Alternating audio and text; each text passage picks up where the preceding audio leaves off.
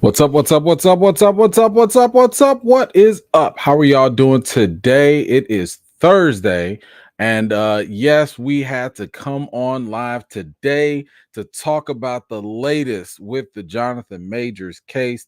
I am your host, Emmanuel Eman Noisette. I want to thank each and every one of you that are attending today live for this chat. And for those of you that are joining on the replay gang, shout out to the replay gang. So tonight, yes, we usually go live on Fridays, but today, listen, we're getting really close with this trial. It's getting close to the very end, and there's been a lot of information that has come out in just the past couple of days. So if you've been on my channel, if you haven't, you should be. I've been covering this case since the very beginning, before it even went to court, back in March. So we've been covering everything from every report, from every piece of evidence that has been communicated from Jonathan Majors' team, and then even now, more recently, more things from the prosecution. And again, just in case you're new here, we are trying to report on the facts. Of course, I will give you my opinion on certain things, but I've always wanted to wait for all the information to come out so that I can make an informed opinion, regardless of whether I'm a fan of Jonathan Majors or not, or anything of that nature. And yes, I know I just look like I broke up a little high school fight. But at the end of the day, the facts are what matter to me in this situation. Yes, so we are also going to talk about some of the latest video that is dropped. Again, if you've been following me, this is something I've been waiting for a long time.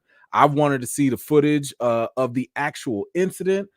We've seen some footage of the alleged victim, being clubbing and partying and all of that, but all of these things were just pieces of a bigger puzzle. I think now that the judge has allowed some of the audio to be released, some of the video to be released, now we can kind of see a better, clearer picture of what happened and whether an actual crime here has persisted or not. So that is what we're going to do today. This is not a cheerleading section for Jonathan Majors, nor is this going to be a bashing session of Jonathan Majors either. Again, we're going to focus on the facts. We'll focus on the evidence. You can still come up with whatever opinion you want. But I am going to do my best to just go off of what was reported, what happened in court, the evidence that has been made public. And then again, you can make up your mind along the way. If you are joining here for the live chat, if you want to weigh in, if you want to share your thoughts, if you want to, comment along, you can do so. All you got to do is just subscribe to the channel. It goes a long way to supporting your boy. And yeah, you could join one of the best live chats on all of YouTube. And of course, if you're watching on the replay, I still encourage you to comment and leave your thoughts, because I go back and read them anyway. And I love to hear from all of you what you were thinking as things go, as this goes on. So again, I'm not going to go through, just in the interest of time, I'm not going to dissect every single aspect of every single thing that happened. I'm going to try and give you guys the meat and potatoes of the case, and kind of go over what happened, who got, which witnesses testified, and so on. And again, if you're lost, you can always go back to some of my other videos where I've been chronicling everything that's been going on. And again, hopefully you can come through with your own opinion once we're all informed. Last but not least, feel free, if you guys want to drop a couple of the super chats, if you want things to be read off, again, if it's appropriate, I will do that, but I'm going to save those for the end, mainly because I want to, save this for the interest of time, but I will get to all of those at the end of this. So let's kind of go through so first of all, and I thought this was a pretty important article, because I've told y'all this, I'm not a lawyer. Okay, I'm not a lawyer. I'm just like many of y'all. I'm just somebody that reads the news and tries to get as much information before coming to any type of decision. However, I thought that it was pretty interesting to hear from actual legal experts. And we have this article here. This was from Business Insider. And according to these legal experts, they're saying, like, yo, this Jonathan Majors case is far from a slam dunk. Okay, far from it. So, for anyone thinking that this was an open and shut case, they're saying not so much. Hold on. So, here are just a couple of things that they mentioned here. Said prosecutors have their work cut out for them in the Marvel actor Jonathan Majors assault trial. This is again according to legal experts. One thing here says that no video footage exists of the alleged assault, but the jury in the trial has been shown surveillance footage that prosecutors say shows Majors picking up Jabari and throwing her, quote unquote, like a football back into the car after the alleged incident. The jury has also seen photos of Jabari's swollen finger and bloodied hand, but Major's defense team has suggested that Jabari's wounds could have been from a far fall after she returned to her apartment that night after partying until past 3 a.m. So we do have some of the video footage here. I do believe that we have some images from TMZ, because man, TMZ has been on it. And just kind of a heads up, there is going to be just a little bit of body wound here, so just FYI for anybody that's a little squeamish. So here is the image of the ear laceration that has been claimed. This is pretty much what they're talking about. Like, there was a cut, I guess, on the back of her right ear, right here. This is photos, I'm assuming, of the medical exam or the police, either way. So you could see right there that she was indeed wounded at some point. Now, the kicker here, what the prosecution has to establish is when that happened. And that's kind of the difficulty here. You don't really know, did Jonathan Majors do that, or did this happen during some other time frame while before, when she got to the apartment? Because they're saying that about 8, maybe 11 hours or so were in between that time when they were in the car to when she got to the apartment. She went to a couple clubs, she was partying, so who knows what happened there.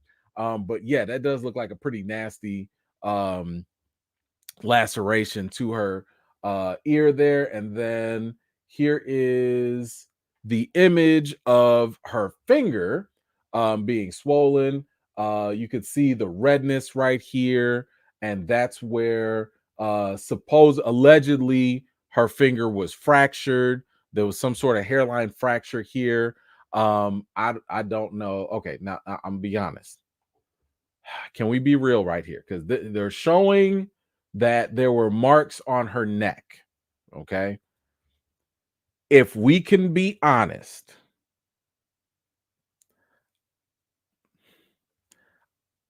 when I read about marks on her neck and the police allegedly saying, oh, making these choking gestures that made it appear as though they were coaching her, I'm sitting here thinking like, oh, y'all must have like fingerprint marks on her neck. I'm gonna zoom in on this for y'all. I don't know if I see that here. I see the finger. I do see the finger injury here. I'm just saying, this right here, I don't know if this constitutes as an actual wound.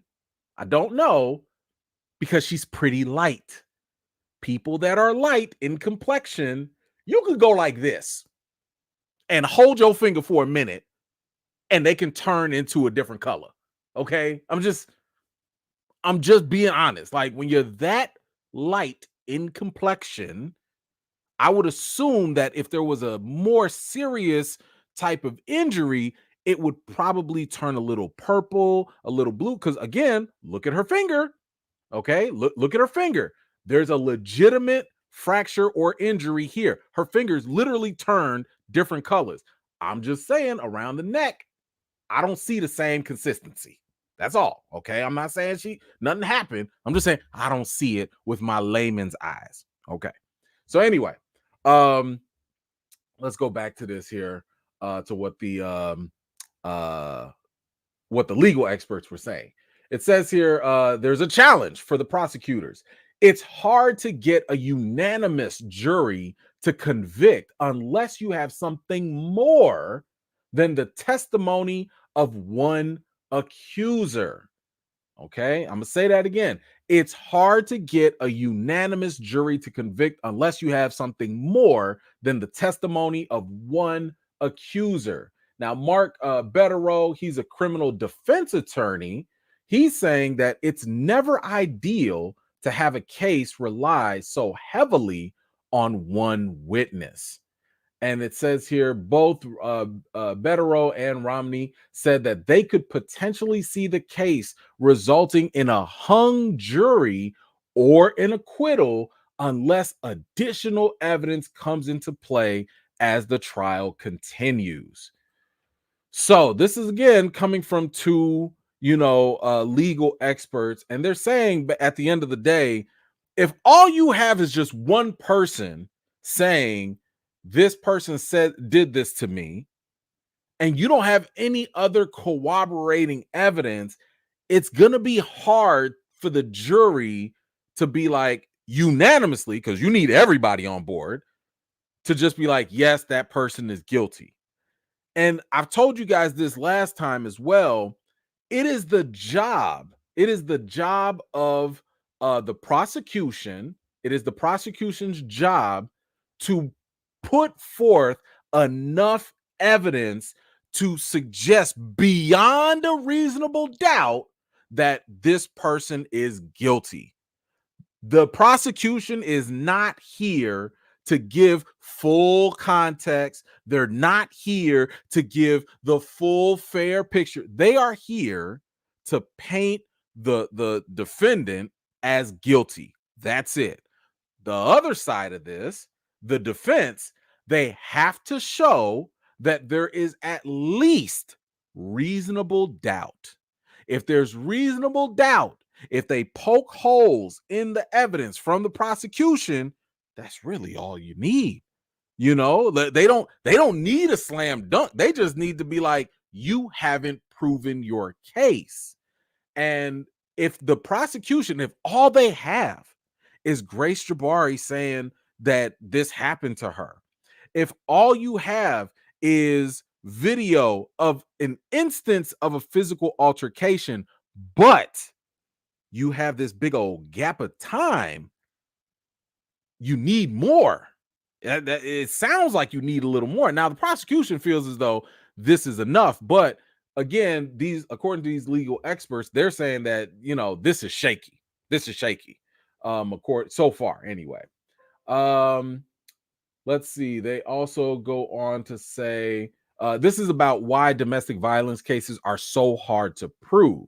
Ramani said independent witnesses or contemporaneous reports to law enforcement and medical personnel are helpful in these cases, especially if the relationship is over and the abuser is arguing that the victim is just a disgruntled ex. However, physical injuries, statements, and other corroborating witnesses or prior situations between the two parties where similar conduct occurred can help lend strength to the evidence and support the victim's allegations. Now, why is that important? Last week, we sat here and talked about a lot of the text messages that came from September 2022 conversation between Grace Jabari and Jonathan Majors. Okay, now a lot of people were saying, what does this have to do with anything? And to an extent, you cannot charge him, at least you can't convict him if something happened. You can't convict him of a past crime, right? Like in that case, that would have to be a whole different trial, a whole different thing. But you can, when the reason why it was brought up, according to the prosecution, they brought up those old texts as context. That was their words.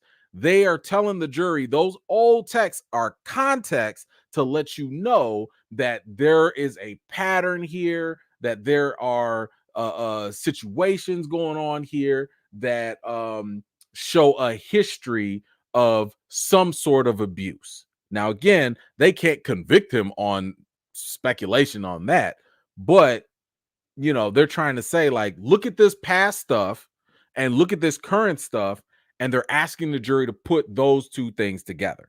Is that enough? I don't know. That's up to the jury to decide. Now um we do have this, and I wanted to, we talked about this last week with the whole Coretta Scott King Michelle Obama audio, right? And the text messages, I'm sorry, the audio was played for the jury where we started to where they were able to hear this conversation between Jonathan Majors and Grace about an incident that happened between them, and I think maybe she was intoxicated or something like that, and Jonathan was not happy about it. Now, I do have the audio here so that we can listen to it for anybody who has missed it or did not hear it. So let me put that up. So we're gonna listen to it, and the reason why I wanted us to listen to it was really because I think that there's a very big difference between reading something and just hearing it, right? Because we should experience it the same way the jury is experiencing it. So I am gonna play the audio here, so that we can all kind of get a sense of like the tone, maybe the context, and you can make up your mind from there. But here's the audio of this whole Coretta Scott thing that we heard. Could be doing right now. Period. This is actually period. Do you understand that? Yeah. Do you really though, baby? Do you really? Yes. Then how dare you come home drunk and disturb the peace of our house when we have a plan? I would like to get to the point where your friends know what job I'm on and go, I think Grace is gonna be out of commission. You know what I mean? Yeah, I won't. No. Do you understand that? Because that team, that unit, right? Grace has to be in a certain mindset to support Coretta Scott King. You know who that is? That's Martin Luther King's wife. Michelle Obama, Barack Obama's wife. I know. I'm not. I shouldn't have gone out. I'm No, sorry. let me just lay it out for you, right? If I'm just gonna say this. My temper, my shit, my trauma, blah, all that said, right? And I'm not saying I'm a great man. A great man. I am doing great things, not just for me, but for my culture and for the world. That is actually the position I'm in. That's real. I'm not being a dick about it. I didn't ask for it. I've worked, and that's the situation. The woman that supports me, that I support, that needs to be a great woman and make sacrifices the way that man is making for her and for them ultimately. Last night, 2 nights ago, you did not do that. You did not do that. I'm sorry. Which took away from the plan. And the plan is everything. If it was just you in the house drunk, maybe I could have swallowed it. Or I would have felt bold enough like, oh, babe, let's just go to bed. Which I said, I'm just going to go to bed. I'm not hungry, blah, blah, blah, blah. Because Grace isn't here. Why? She was drunk. Why else? She was clogged by whatever was going on. You know what I mean? Fine. I can take that. Fine. Okay. So, that was interesting. I think listening to that, there were a couple things that was happening, and I'm just giving my opinion. You don't have to agree. There were a couple things happening in this that I took away from. One, obviously, we don't have the full context of whatever this conversation was. Okay. That's just a fact. We don't know what led up to this. We don't know what was said prior to this, after. We don't know. We just have that little bit. And this is the piece that the prosecution wanted to play towards the jury, for the jury. I have questions. So one of my questions would be, he talked about like, we have a plan. So one thing that I've always said is like, whatever relationship people are in, however y'all define things within your relationship is on y'all, right? That's all. I really, I respect that. If y'all say, you know what, we agree that we are not going to do ABC, then that's the rules for y'all relationship. Okay. So that's one thing that I'm kind of wondering, like, was this an actual agreement between the two and maybe somebody violated it? Or is this one of those conversations where I tell you the plan and that becomes our plan? I don't know. I don't have the context, but I could understand how people will listen to this and be like, oh man, he's talking down to her. But I can also understand it could be like, oh man, he's talking from a place of disappointment because they had an agreement, they had certain boundaries that were crossed. This is why context matters, because it can be interpreted in different ways. I know people, for example, listen, I came from a Haitian household, okay? Everything, his tone for me was not problematic to me, but that's because of my experience. I know folks, however, that don't come from the same type of upbringing where they would look at this and be like, nah, he's yelling, he's screaming, and that's intimidating. So I get both sides. I'm not condoning one or the other. I'm just saying I understand that if you don't come from the same cultural background, if you don't come from the same upbringing, tone, listen, how many times we've seen people just get talked at and they start crying. And you'd be like, wait a minute. But you the one that stole the milk from the store. Why are you crying? You the criminal. You know what I'm saying? So I'm just saying, I understand how it could go either way. Then there was this illusion, it sounded like Jonathan was talking about some sort of drunken episode that she had, I guess, around friends or family. And let's be honest, celebrities have different standards than us regular folks, right? I mean, listen, if my wife did something in front of our family friends, that's very different, or vice versa. If I embarrass my wife in front of our family friends, let's go the other way around. That's very different if one of us were a politician or if one of us were a celebrity with a high profile, because my embarrassment on this local nobody level is not going nowhere. An embarrassment for a politician or a celebrity, that's headline news. So I understand there are different standards there. Now, in regards to the whole I'm a great man thing, listen, I've told y'all this from the beginning. I don't really trust any celebrity based on the 5 minutes I might have met them. I met Majors. When I met Jonathan Majors, he was the nicest guy in the world. Very kind, very cool, very down to earth, right? But that was only like for 5 minutes. I have no idea how this brother operates behind closed doors in private. I don't know. For all I know, he could be a jerk. And guess what? Being a jerk is not illegal. He might have a false sense of grandeur, grander issue. Maybe he has a God complex. I don't know.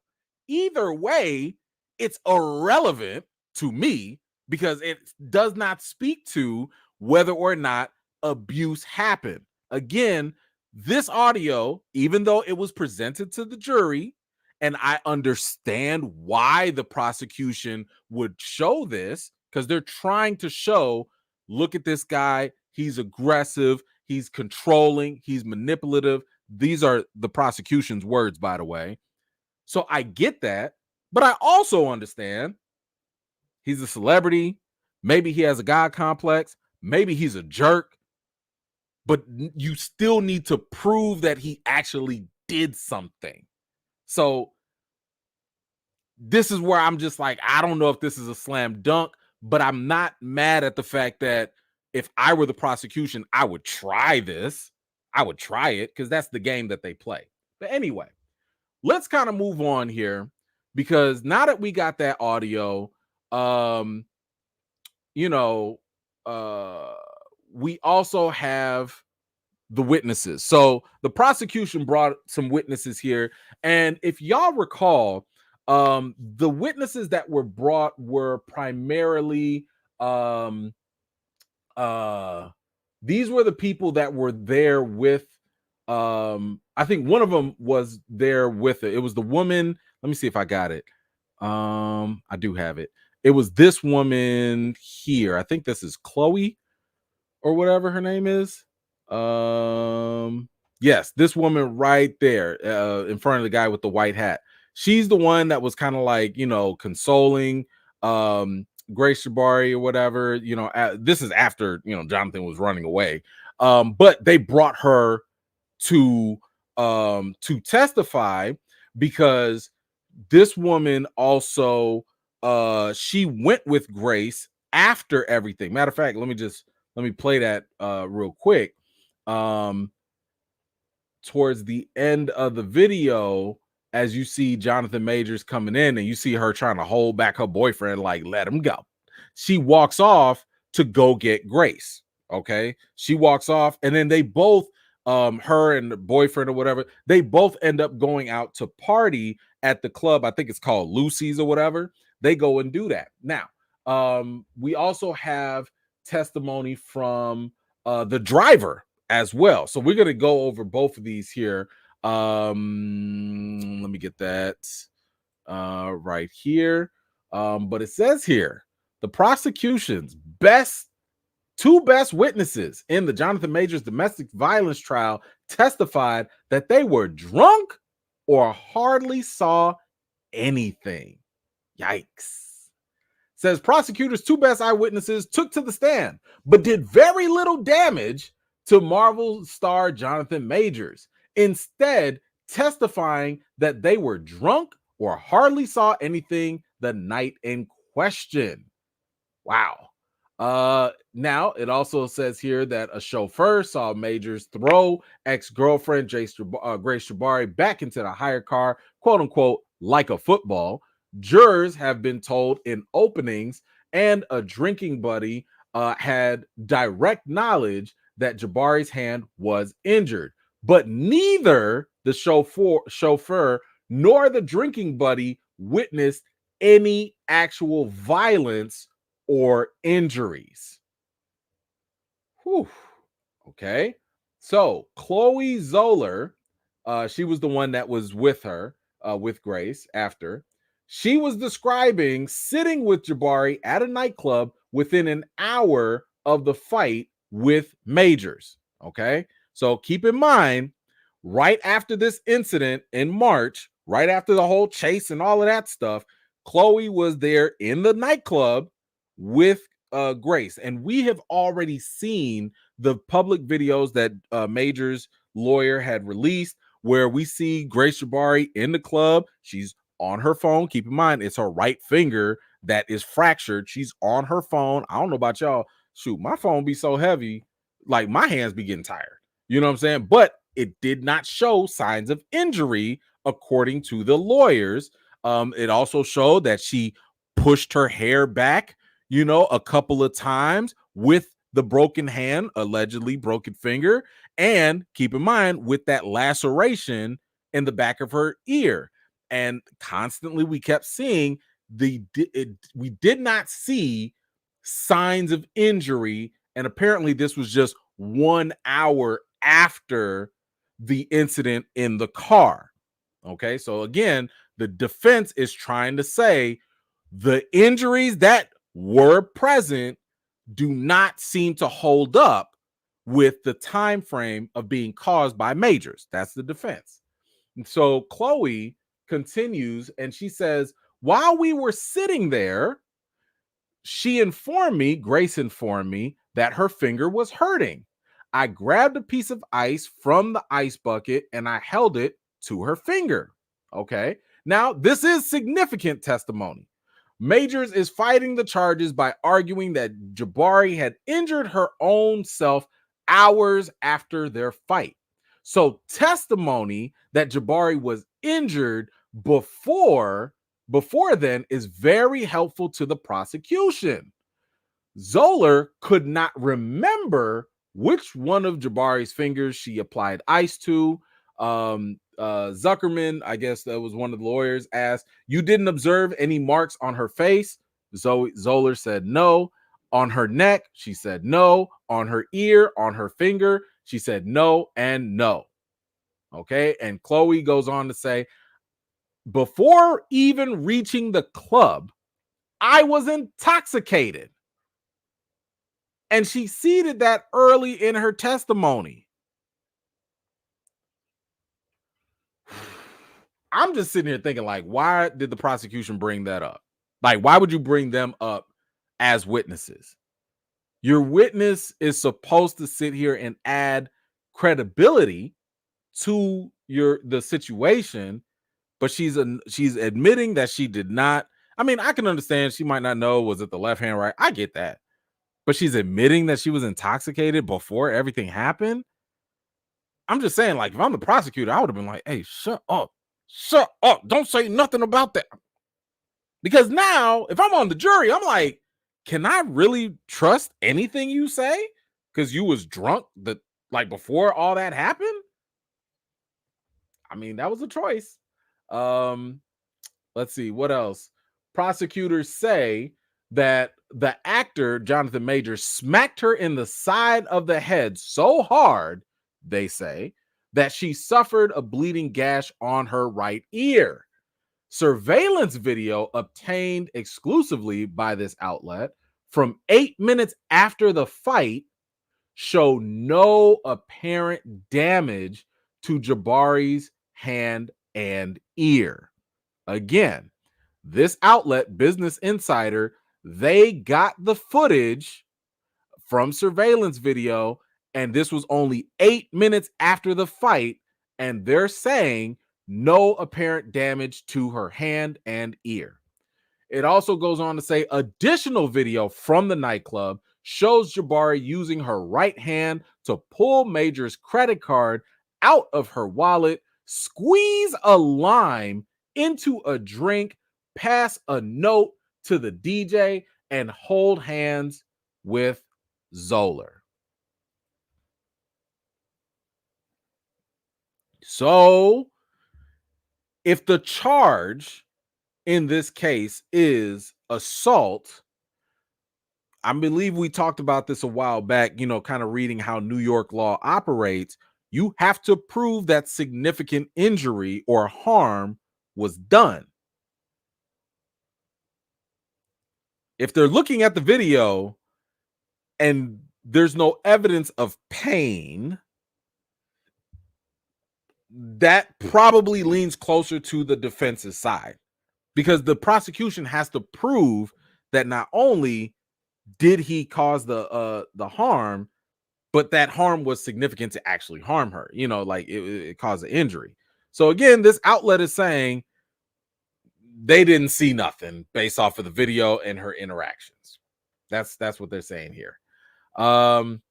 It says at least twice Chloe and Jabari hug each other during the night, their right ears appearing to press together. The lawyer asked, "Did you ever find any blood on your clothes?" And Zoe said no. Now keep in mind, this is the same right ear that has blood, and the lawyer's trying to figure out, if there was a bloody ear and y'all both hugging each other, did you ever find any blood on your clothes? And she said no. Now, I don't know if that's a slam dunk either, because if she was drunk, was she really looking at her clothes? And would there be a lot of blood on her? I don't know. But, it's a question for the jury to decide. Then they also talked to Dr. Chiang. He was the medical examiner. It says here that the prosecutors called to the stand the emergency room doctor who treated Jabari's broken finger and bleeding ear on the afternoon after the fight. She got into an argument with her boyfriend. She took 2 sleeping pills. That's according to the doctor. And that's she's describing what Jabari had told him. But Jabari could not at that point describe the mechanism of the injury, meaning how the injury happened. So, in other words, yes, Jabari went to the doctor. She said that she got into it with her boyfriend at the time. She took 2 sleeping pills, but she couldn't talk about how. She couldn't say how she got the certain injuries. I don't know how much that helps the prosecution, because you would hope that the medical examiner could say, oh yeah, this wound right here, it could only happen if somebody slapped or punched you or whatever. But it's sounding as though they're creating more gaps of doubt in this account anyway, according to these witnesses. Who else? Oh, okay. So in terms of being unharmed, we saw the video here. This is the video of Grace. Actually, I think I could play the audio too, so we can listen to this.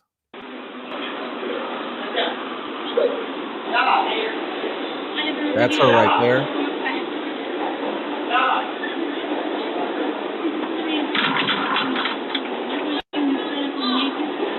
No way. Yeah, but I just been in a taxi with him and he's taken his phone around. You can call him. Do you want to call him? It makes you feel better. I know who why you do. Why you the guy? Why you the guy that likes you? I know where we live and I get Is that loud? So she seems distraught here, but as you can see, she's tying up her hair, moving around. That's what the lawyers are saying. You not that hurt. Well, what's funny is They're saying it's the right hand also. And they're saying this is right after everything happened. Now she's telling them that she got into an argument and a fight with her boyfriend. Can I help you get a car? Now they're looking for a car or whatever. I know where I live. So I live in 7th Avenue. Okay, let's get you. And keep in mind, this is right after that whole chase. This is right after that. We're going to watch the chase in a second. All right, fair game, girlie. She's telling them that Jonathan Majors ran off. Let's take him home. Let's take him home. So she's clearly distraught here.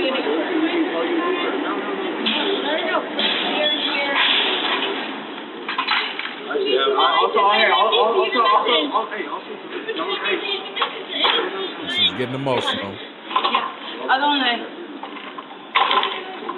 She's wiping her hands on the face. No, hold on. I'm gonna hail you a cab, and we're gonna. Then you could pay with it. No. Wait, Chloe, I never walk. I think in this case she doesn't have her purse or a way to pay for stuff. And that's why she has to use the phone. She was too busy chasing Jonathan. You guys have the best store man in the world. Now she's scrolling through the phone with her hand, and this is the finger that supposedly is injured. Sorry, I'm embarrassed.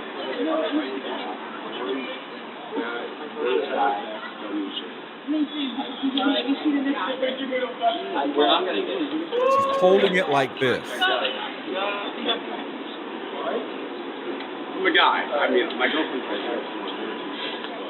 I don't have spas. You can see it. Here, give me your Venmo. I'll give you. You don't need money. I have credit. You can buy it for me. I'll just everything I have is in fucking time. It was $13 if I'm ever homeless in like 5 years. You owe me $13. Jonathan surgery should be coming up soon. But again, once again, she's touching her hair. She's doing all this. And this is her supposedly with a injured finger. And the defense is saying there's no sign of injury. And this is right after the whole incident. Laying around with the coat, grabbing it. No, you're fine. You're gonna be fine. You're gonna get where you need to be. She's talking about how he ran. She ain't talking about how she chased him though. That's his fault.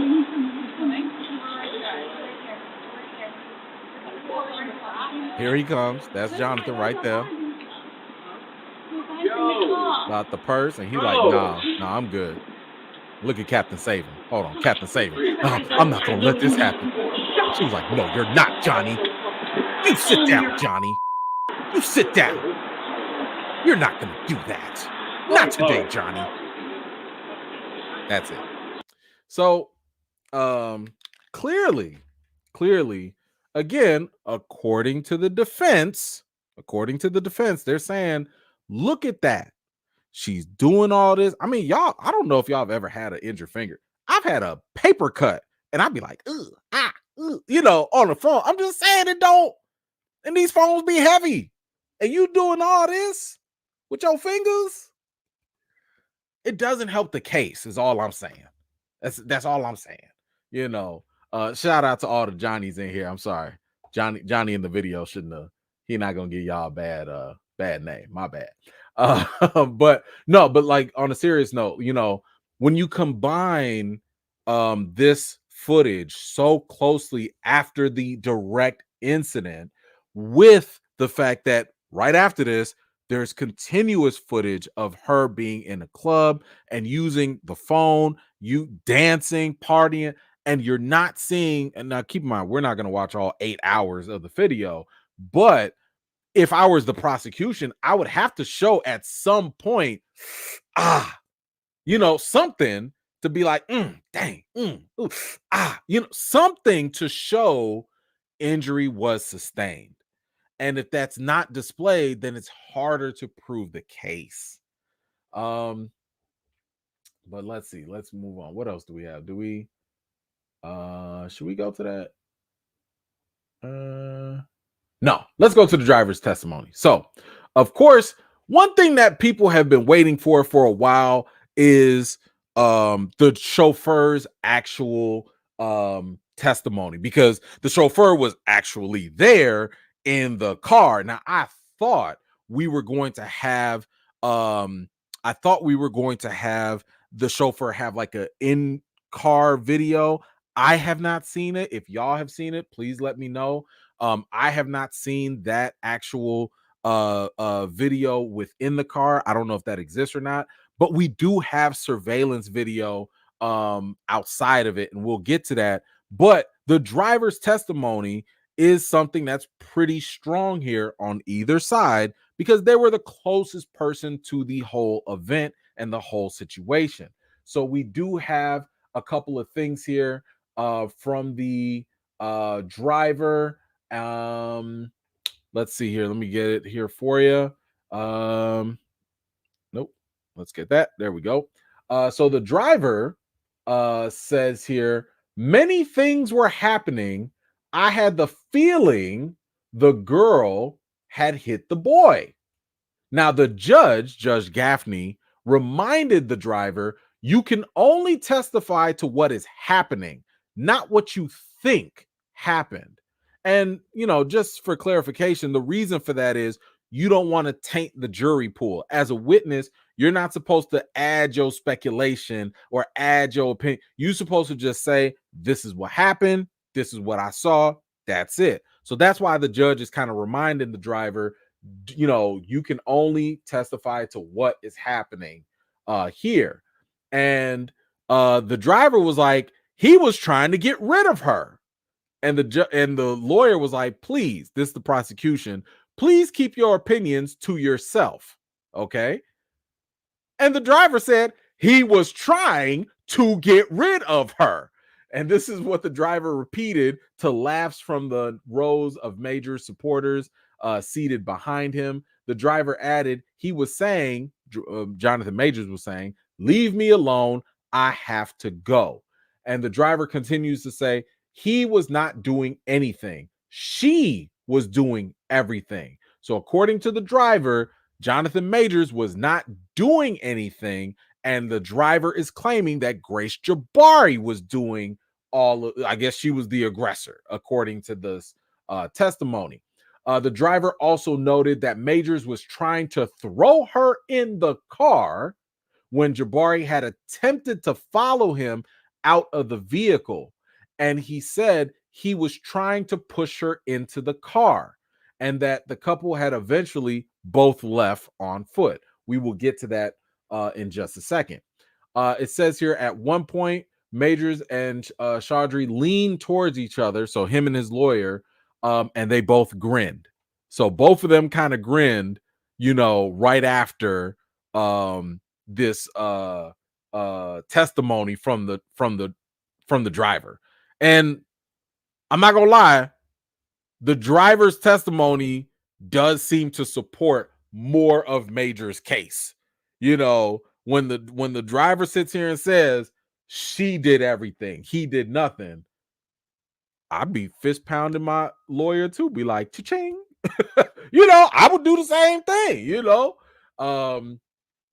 So that was there. So now, so here's something else, because this was also from somebody that is following the case online. It says here that the driver and sole witness to the March 25th confrontation between Majors and Grace Jabari just took a seat in the witness box. Prosecutors have told jurors that the driver saw Majors throw Jabari like a football, and Majors' team has told them he called Jabari a psycho. So, once again, the prosecution said that the driver, I guess, explained it as throwing Grace into the car like a football. And the defense has said that the driver basically labeled Grace as a psycho. Now, here's the thing. In this defense, and I'm looking at the people that were in the court and what they were talking about. Matter of fact, let's just go straight to it. What they were saying. As the couple fought, hold on, let's make that bigger. As the couple fought, the driver said he initially thought Jabari hit Majors because of the way she was fighting and the sounds produced, but he was looking ahead and couldn't see. In a quick cross-examination, he said he didn't find any blood either. We, the people in the court, never heard quote unquote football or psycho. So I guess we can kind of toss that out with whatever information, because even though the defense wanted her to be painted as a psycho girl, and even though the prosecution wanted him to describe the events as throwing her like a football, the driver didn't say any of that at all. So I don't know. Let's see, what else do we have?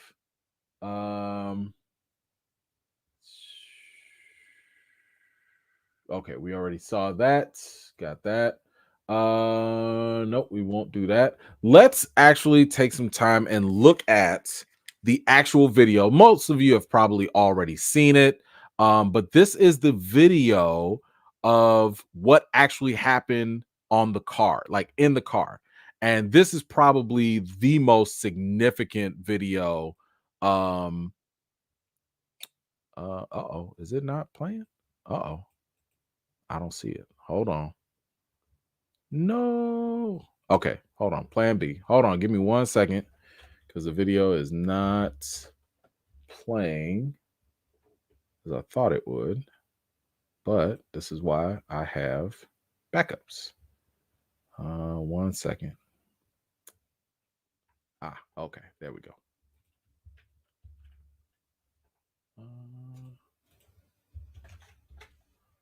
Okay. So let's go here. There we go. So this is the video. Because TMZ just be on it. This is the video from the actual night, and this is, as you're gonna see, Jonathan Majors and Grace pulling up in the car, and this is when they get out. So let's kind of look at this. And there is no sound here. So that's the car right there. You see the car pulling up.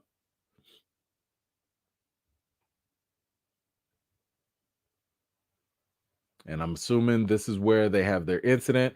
Right here, you see Jonathan Majors pushing her into the vehicle. Okay. He's pushing her into the vehicle. She gets right back out and he starts to walk away. Now, this is important. This is important because if you guys recall, Jonathan Majors filed a police report against Grace Jabari. In the police report, he mentioned that he had to put her in, like she was acting hysterical, according to him. She was acting hysterical, and he had to put her into the car. And according to his lawyer, he was trying to put her in the car because they were in the middle of oncoming traffic and he was trying to protect her. Okay, that's Jonathan's side of the story. The prosecution is looking at this and they're saying, look here, this is assault. Okay, I'm gonna play it again. Look closely right here. The prosecution is saying, because again, Jonathan admitted to this, he picked her up, threw her back into the car, and they're saying that is where the injuries happen. They're saying that the injury happened somewhere in that time frame. And as you see here, Jonathan is walking away. He's trying to walk away, and she is following and pursuing him. Okay, she's trying to pursue him. And now he's like, go, go, get off me, get off, juke move, spin out of there. So now we got a close up. Okay, he does hurl her in there. Now again, he's trying to protect him or protect her, and for whatever reason, she insists on getting out. She insists on grabbing him. Right there. Hold on. This is what his defense team also mentioned. His defense team talked about how she was the aggressor, and as you see, he is walking away, and that she ripped the coat button or something like that from him. So this is just one of those things to kind of keep in mind in terms of how both sides are looking at this equation. But he is running. He is running. He pushes her aside, runs away, and she does a mad dash right after him. You see her running down the street. He is running. I mean, I'm trying not to make no jokes, but this is comic. I've seen a lot of people talk about and make memes of how this is just crazy. You know, y'all saw when Victor Timely was running away from everybody in the Loki series. They saying this the same thing. Now, one has to ask, okay, because let me be very clear. I know that domestic violence is a very serious issue. Please never, ever, ever assume that I am not taking this seriously, because I am. But I do have to ask, and I do have to inquire as an uninformed person, right? I'm just a layman. I have to ask myself, if she was truly in danger, if she truly feared being harmed, hurt, or whatever, if she saw Jonathan as a threat, would you chase him for like 5 blocks like this? I mean, if your alleged abuser is running away from you, would you actually chase after them? Now, again, I know domestic violence is complicated. I know 1 + 1 does not always equal 2, but as a layman, as someone who's not all that informed. This is just the natural question that I have. Why are you chasing after him if supposedly, I get that you love him. I get that. I get that emotions run wild. I get that. But if he harmed you, why are you chasing him?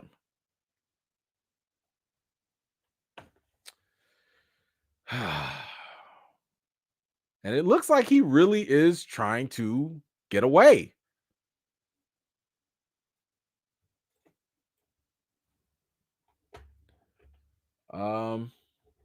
Yeah, that's tough. That's tough. Now we also have, now I think this is obviously that was probably one of the most incriminating pieces of evidence that we have not seen. We have not seen. This is one of the reasons why I've continuously told people, wait for all the information before you jump to anything. Just wait. This is probably the best piece of information that we could have seen because we saw the actual incident. Now we haven't seen what happened inside the car, but that's on the prosecution. The prosecution has to prove that one thing led to another or one thing was a direct cause. I saw him push her into the vehicle. Maybe that did cause harm. I don't know. But I also see this man running away from her. And it looks like he's trying to avoid a situation. I don't know what to make of that outside of he doesn't want to be involved. Like, whew, this is messy. I'm sorry. This is just messy. Let's see. Then okay, so now we can move on to what happened after that. So we saw the video. We saw Grace talking to those strangers. We know that she goes off to go party and stuff like that. Now we get to the 911 call. If you recall, Jonathan Majors was the one to actually call police because he came home much later in the night to find out to text messages, I believe, that she was threatening suicide. She was threatening to end her life or whatever. And he was worried about her. So he came, he had to get the handyman to open up the door. And they found her half naked in a bathroom. And he called 911. Let me see. Let me see if I have the audio for y'all for the call. Let me see. Do I have the audio? Is that working? Okay, I don't think the audio's working. So let me see. I think I could probably read it, but let me see if I can maybe I have to re-download it. Hold on. Let's see. 911 call. There it is. Yep, there it is. Okay. So we do have the 911 call here. I play some of it. I don't think we need to listen to the whole thing.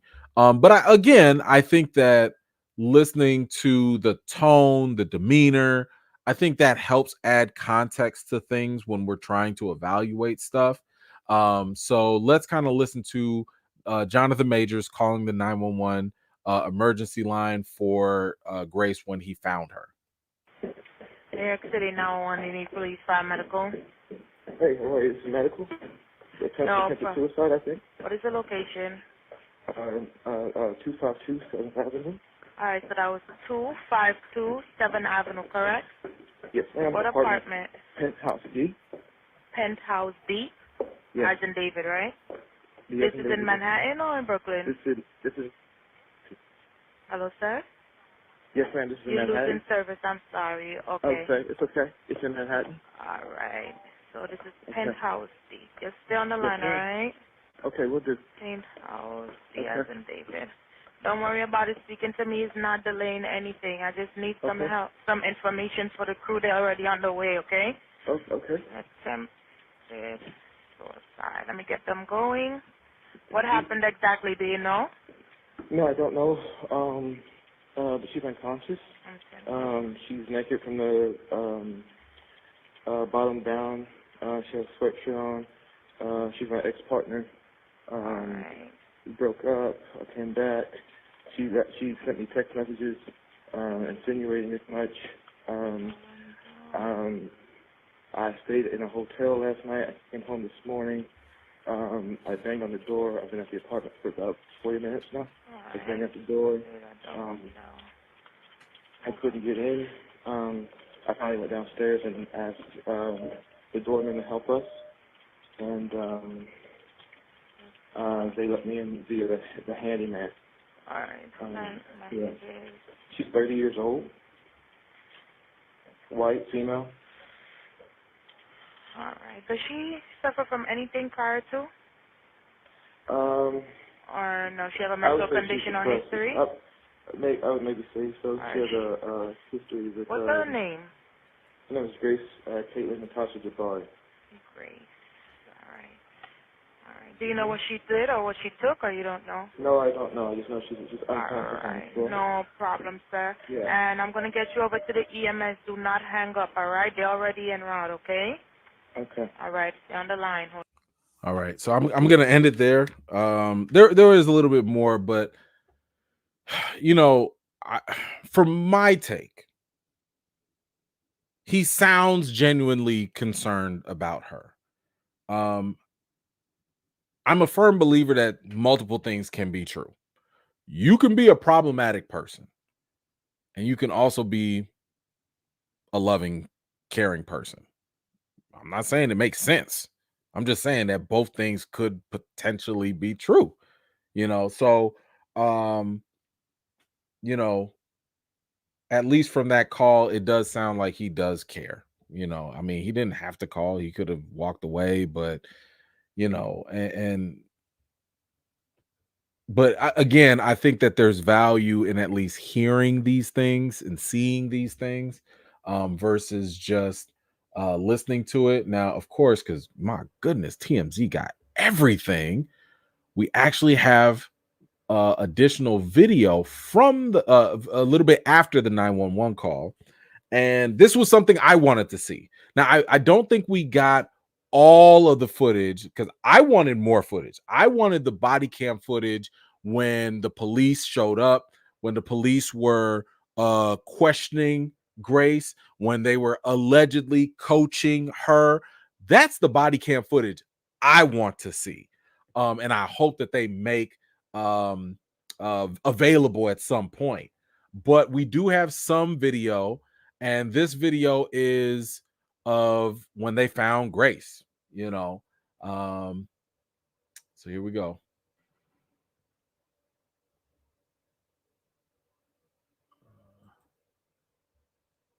So they're walking through the apartment. This is the body cam of one of the responding officers. Jonathan grabs a blanket because keep in mind when he found her, for whatever reason, she was naked from the bottom down.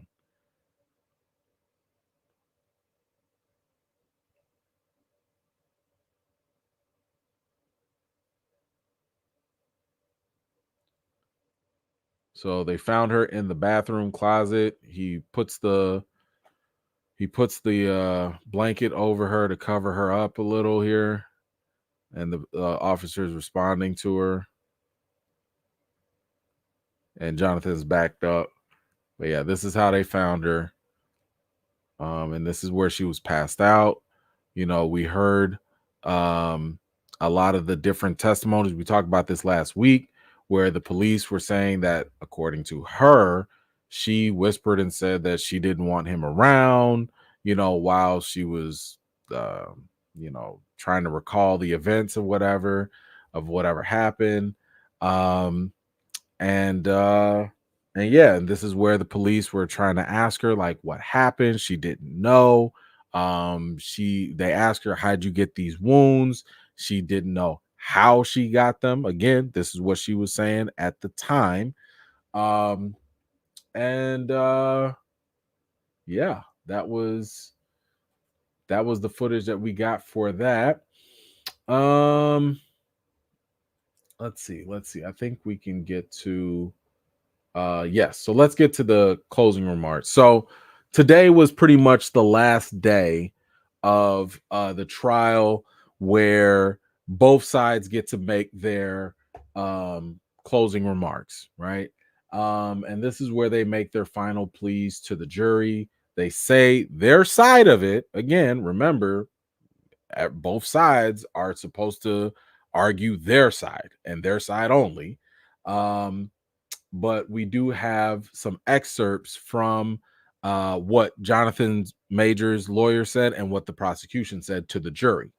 This is Major's lawyer. She says here, "Why are you here? You are here." She stopped. Her voice got choked up with tears. "You are here to end this nightmare for Jonathan Majors. Jonathan Majors is innocent." As she returned to her seat at the defense table, Majors pulled out a chair to let her sit. Now, let me say something. I've been saying this for a while. Just part of this entire thing, this whole case, is also PR. Part of it, okay? And they're doing a good job.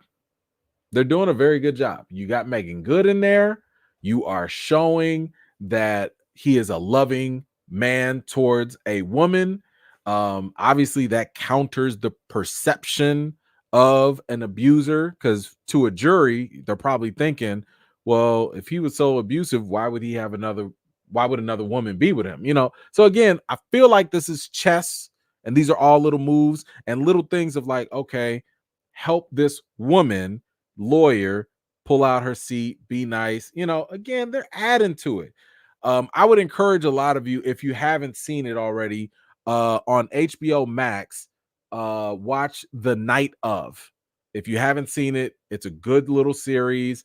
But in that series, they talk about how to do these little things to affect the perception of the jury. Now, it doesn't matter. We're not talking about whether you're guilty or not. We're just saying that there are little tactics that are used to help influence perception. Okay. I mean, I don't think it's a coincidence that my man is holding the Bible under his chin during the trial. I don't think that's a coincidence, but anyway, so we have some of the claims here from the closing arguments.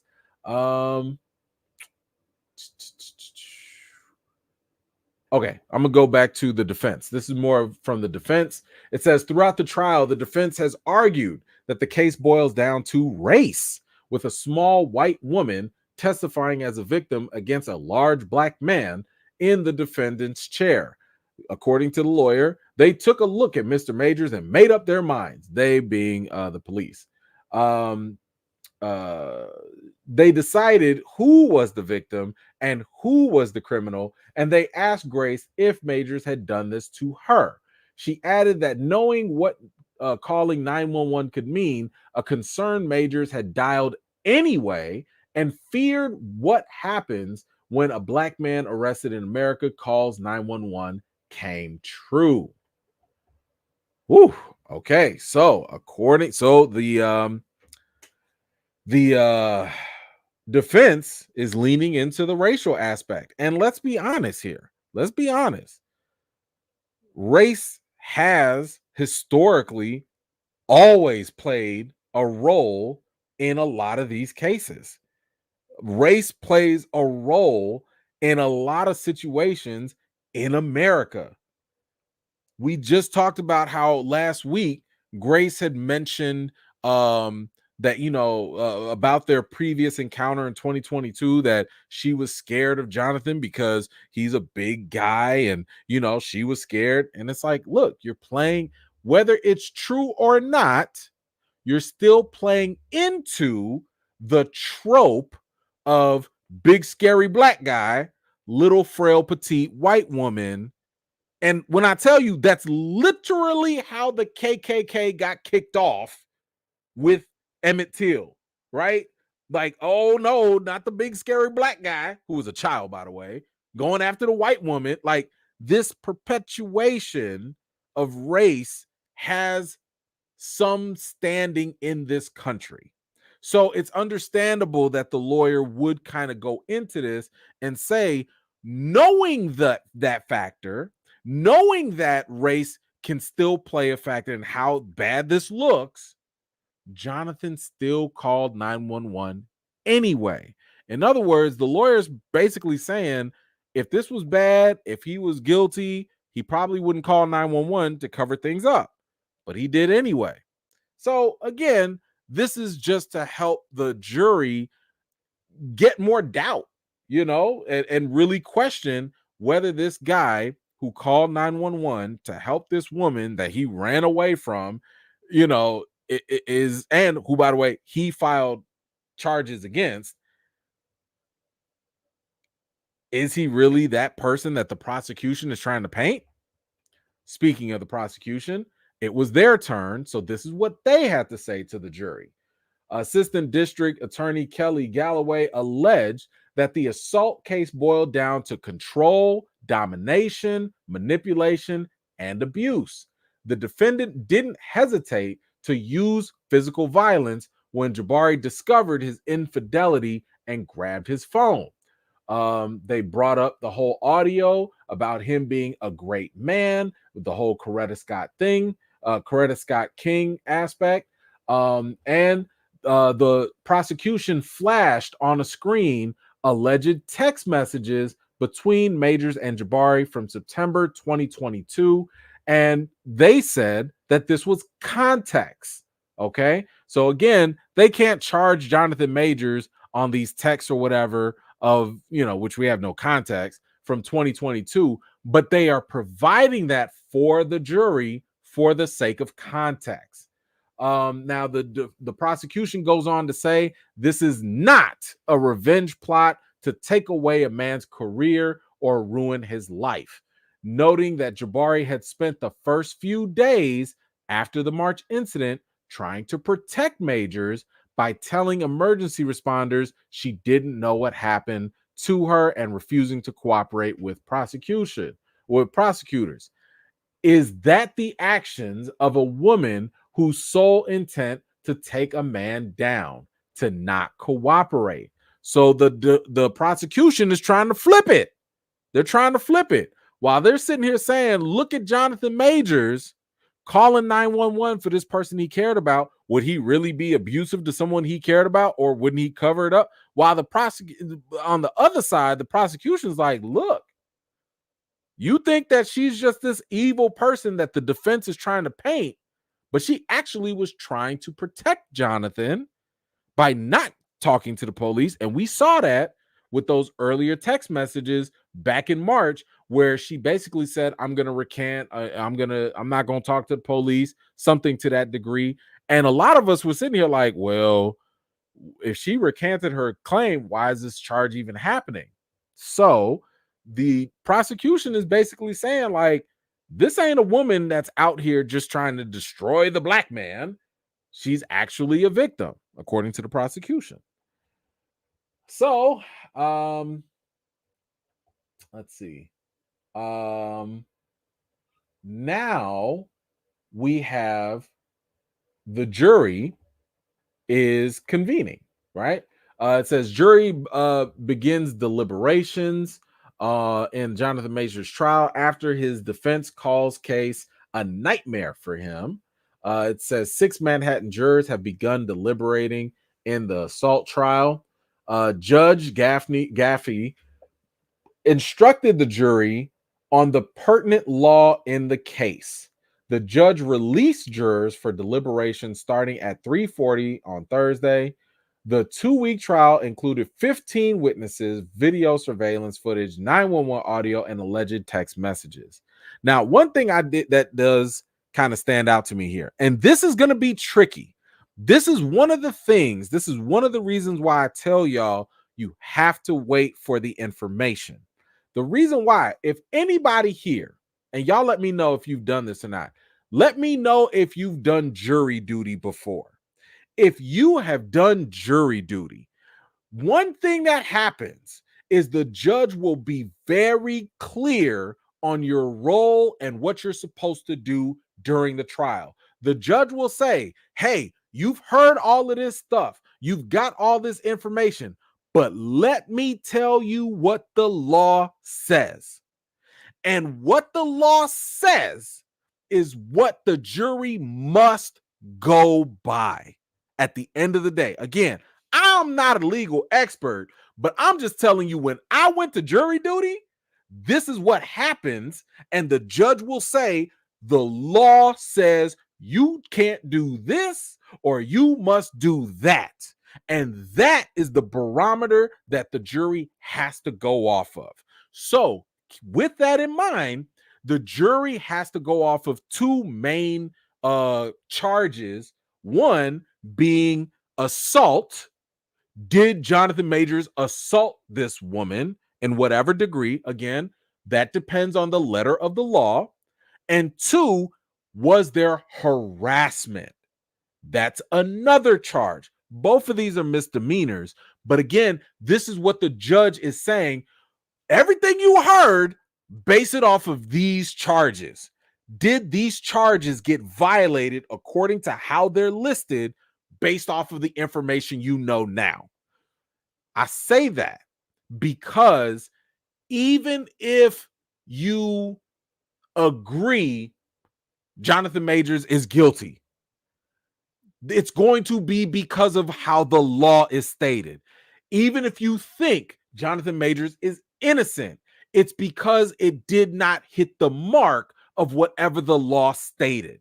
So the law is the real barometer. It's the real sticking point of whether or not he will be found guilty or innocent in this case. Okay, I wanted to make sure that people, because in case you've never been in court before, you might not know that. You might think that something is common sense, but it's not about what you think or how you feel. It's about what you perceive based on the letter of the law. Okay, so I want to make sure people get that. Okay, let me go back. There's still a little bit more from what was said in the court.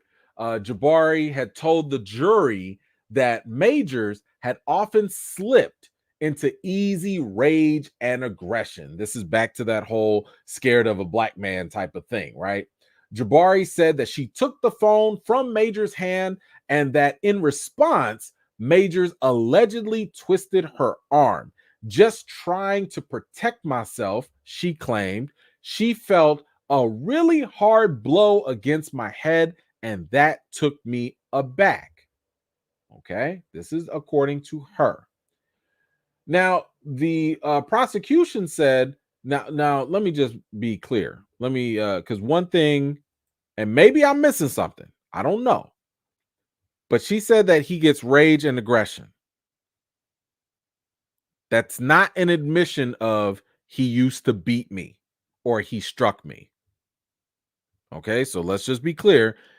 Because from what I'm looking at, what in her testimony, I'm looking to see, did you say he hurt you? Now, she does say that he twisted her right arm. Okay, she does say that. And then she said she felt a really hard blow against her head. I'm still wondering, are you saying that Jonathan Majors put that blow on you because y'all was going back and forth a lot? Did you bump your head going in or out the car? Like, I'm not hearing specifics in this situation, whereas I could see her being more clear and saying, yo, Jonathan hit me in my ear, he hit me in my head, he twisted my arm, he did this, did that, XYZ. So if this is the most of her testimony, it does sound problematic.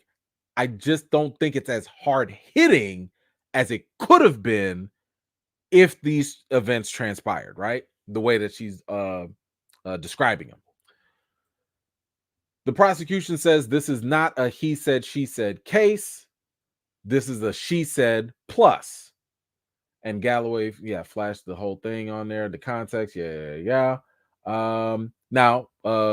Jonathan Majors' lawyer says Grace Jabari was not hurt. Jonathan Majors is innocent, and Grace Jabari is a liar. Jonathan Majors' lawyer goes on to say, police who responded to Major's 911 call, they bought her white lies. They bought her big lies. Who else bought her lies? These prosecutors brought Grace's white lies, being her big lies, and all her pretty little lies. Now, let me just say this.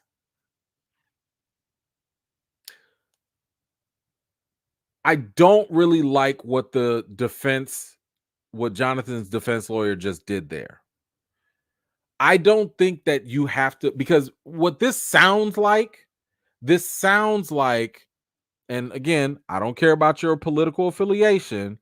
This sounds like GOP talking points of when they're like, oh, the big lie, or oh, the hoax, or oh, the witchcraft. I don't need my lawyer talking in bumper sticker talk. And I don't think that this lawyer needs to talk about white lies, little lies, because obviously she was still leaning into the racial thing. I don't have a problem with her bringing up the fact that the racial stuff is true. It is a thing. That is something that happens. But sitting here talking about the big lie and the white lie, you don't have to do that. All you have to do is stick to the facts. All you have to do is say, hey, jury, what do you think happened when this person went from here, showed no signs of injury, went to a club, showed no signs of injury, went to an apartment, took some pills, was intoxicated, has no recollection, woke up, had injuries, and Jonathan Majors is supposed to be at fault? That's all you have to say. Because right there, there's so much gaps in time. You have to leave it up to the prosecution to prove that he did it. You ain't got to be sitting here talking about big lie, white lie, this and that. Like, to me, it just felt a little below. It was unnecessary, in my opinion. Just my opinion. But anyway, let's see. She goes on to say, this is the defense lawyer. You are here to end this nightmare for Jonathan. A tear rolled down Jonathan Majors' cheek. He did wipe his face with his coat sleeve, and she said Jonathan Majors is innocent. So that was it for the testimonies. Let me see. Was there any other thing? I think I got most of it. Here's somebody else you guys can look at if you wanted somebody else that follows the case here. Who is this? Victoria, whatever here, whatever. Y'all can follow them. But this is another reporter in the courts, and they're also dissecting this. So y'all, if you want to see more details about that, you can go there, check it out. There's a whole thread about what happened. I had talked about now here's anyway, whatever. Y'all, there are a lot of other people that are doing this as well. Let's see. Now we also have this is from Danny Does Law. She's also in the courtroom as well. She said that the jury requests at 4:20 p.m. Detailed judge explanation on each charge. So the jury wants to know what happened, the explanation on what the charges mean. And then the jury also wanted to see video of interaction on Canal and Lafayette outside of the car, which we saw earlier. And the jury also wanted to hear the 911 call. So this could be done for a number of reasons. Again, for anybody thinking this is an open and shut case, if that were the case, they would have ruled today. But the jury wanted more explanation on the charges, and I just got done telling y'all, you have to go by the letter of the law. They wanted a detailed explanation from the judge what the harassment, what the assault actually means, and they will determine whether or not Jonathan actually violated those laws. And they wanted to see the interaction and hear the 911 thing once again. And yeah, so that is what we have. So about the verdict. So the jury did convene. They will supposedly come back. I want to say around 2:15 New York time. So that's like 1:15 my time and Central time. And maybe they will have a decision, but we don't know. We don't know. Because supposedly the jury can take as much time as they need to figure this out. Remember earlier in the beginning of this video, I told y'all that the jury will have to the according to the legal experts, it's hard to get all juries, everyone on the jury to just unanimously agree. That's hard to do. So did the prosecution do a good enough job? Did the defense do a good enough job? Well, we don't know what the jury's going to say, and this is, hopefully we will get a verdict tomorrow on Friday. This is perfect timing because I'll be going live on Friday. I will not be going live when the news comes out. Y'all don't have to tag me. I will be following the case, obviously, and we will give any verdict or news or whatever during the Friday live chat, which is tomorrow. So I will be following it, obviously, of course. But as far as a verdict, and once again, I've told y'all from the very jump, I don't know where this is going, right? And I didn't have all the information. However, and hold on, let me go back real quick. I cannot go live tomorrow when the verdict happens because I'm gonna be at work. I have a 9 to 5. I cannot go live on company's time. So you guys are gonna have to tune in when I'm off the clock so that we can talk about it after, at the normal time. So I just want to make that clear. Anyway, so now we have as much information as possible, right? As people outside the court. We're not in the court. And we got the videos, we got the witness testimonies. We finally heard what the prosecution, how they were going to spin their argument. We kind of already knew how Jonathan Major's side was going to spin their argument. We've heard both sides. We have as much information as possible. Based off of this, my thoughts on this, I don't think the prosecution did a good enough job here.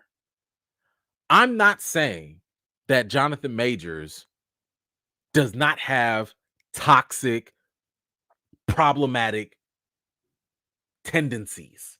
He probably does, or he probably did. I don't know. Maybe he overcame them. Who knows? I'm not saying that Jonathan Majors is a completely perfect angel at all. All I'm saying is I don't know if the prosecution did enough to say he did this and that directly caused that. I think that there's still holes in their case. I don't think that they have enough witnesses to corroborate this. I think, like, if I was on the jury, now granted, I have not read the law per se. I don't know the exact thing, what harassment involves. I don't know how that goes, but just my outside opinion, I think he's gonna get off. I think he's gonna be proven innocent. Again, I wasn't in the car. I don't know what happens in their house. I don't know what happened in 2022. All I can go off of is what this case is trying to prove right here, right now. And I just don't think the prosecution did enough. I don't know. Maybe you guys did. Maybe you didn't. I don't know. Whatever you thought, let me know your thoughts in the comments down below. All right. I wanted to do one other thing here, and that is we have to talk about the character of Kang, because this is primarily a movie channel. I'm not a legal expert, but I'm a film critic. So, of course, the one of the main reasons why I cover this entire thing is because we wonder, yo, this is a very central character and actor for the MCU. What's gonna happen? Should he be recast? Are they gonna recast him? You know, whether he's guilty or not, right? Now, I saw something in Forbes, and you know, a lot of people have jumped onto this bandwagon already of saying they need to just recast them. Now, here's the thing: Marvel could recast them, and they'd be within their right to do that. There's nothing stipulating that Marvel cannot say, you know what, this is not a good image. This is not a good look for us. We don't want to be associated with it. Marvel could be within their right to walk away, cut ties. Now, I have said before, I don't think it would be a good look if Marvel cut ties because it would look like more of a detriment against Jonathan Majors.